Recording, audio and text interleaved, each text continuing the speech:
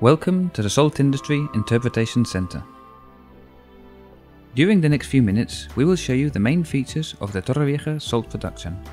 But first, you should get to know the lagoons of the La Mata Torrevieja Natural Park. Let's find out some interesting facts.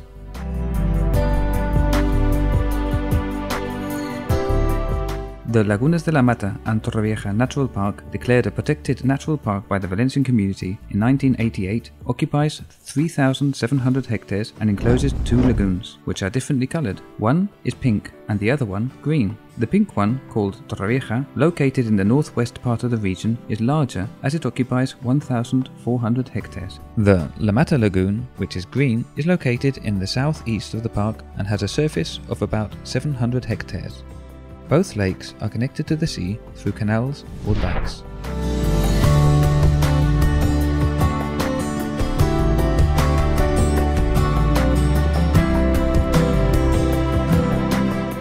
The pink-purple colour of the Torrevieja Lagoon is caused by the pigments of a type of bacteria that live in extreme environments called halobacteria.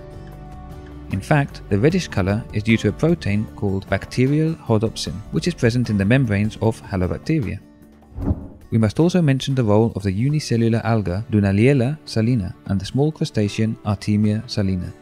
The first is responsible for the bright red colour of the lake in certain times of the year, while the Artemia salina is reddish because it feeds on halobacteria.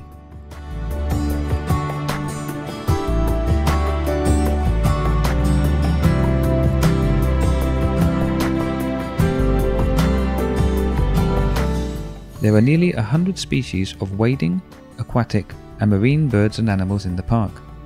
The wintering birds present include the osprey, the black-necked grebe, the greater flamingo and the grey heron. As for breeding birds, there are the stilt, the Montagu's harrier, the little tern, the gull-billed tern, Adowine's gull and the slender-billed gull. This natural park is established as the second most important colony of Adowine's gull in Spain. We must not forget the different types of vertebrates that inhabit this space, as the common toad, the gecko, various species of snake, rabbits, hares, hedgehog, weasels, and foxes.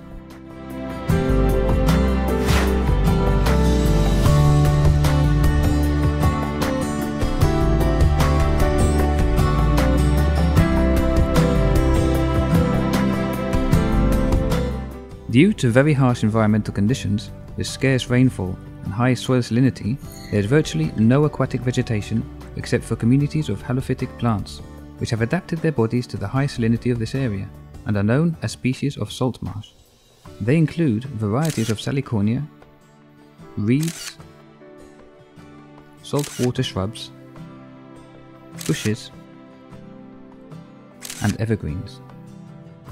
Now it's time to find out how, where and when salt is produced in Torrevieja.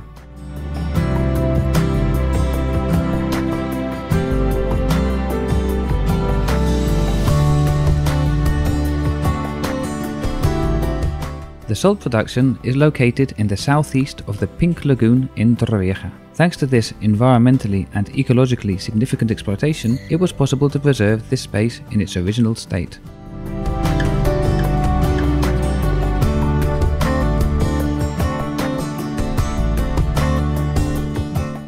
The process begins as the seawater is carried to the La Mata Lagoon. This process is natural, as the position of the salt lake, at 4 meters below sea level, is enough to open the gates of the La Mata Canal and allow the passing of water through it. As it reaches the Green Lagoon, the water begins to evaporate.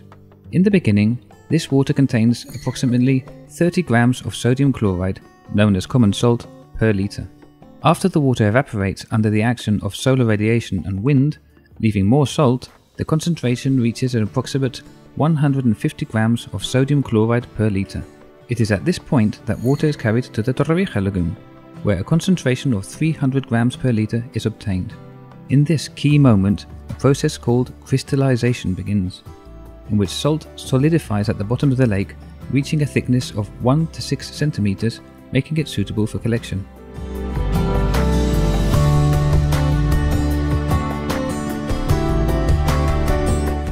One of the most important characteristics of the salt lakes of Torrevieja is that there is no need to dry the lake during the production process. In other exploitations, such as the Santa Pola Salt Lake, in addition to having to mechanically pump the water, it is necessary to dry up the lakes in order to obtain the salt, which makes the landscape more barren and industrial. In the old days, the whole process was done manually. A man would stand in the lake and hit the slab of salt to break it, while another one would be in charge of turning it over and loading it into the boat. Nowadays, these operations are carried out by a specialized machine.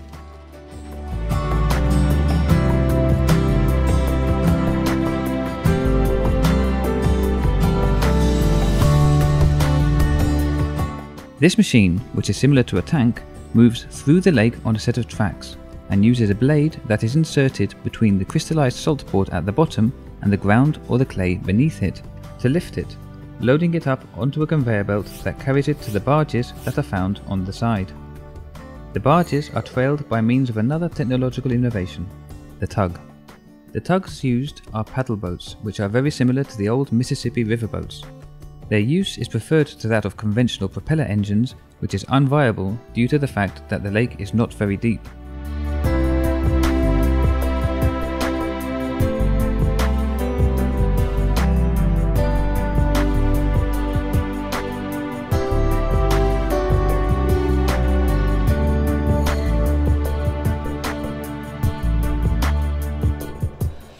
The barges are dragged to the middle of the lake, where they are downloaded onto an artificial island, where they are handled by mechanical arms which move them and unload all the salt onto a conveyor belt.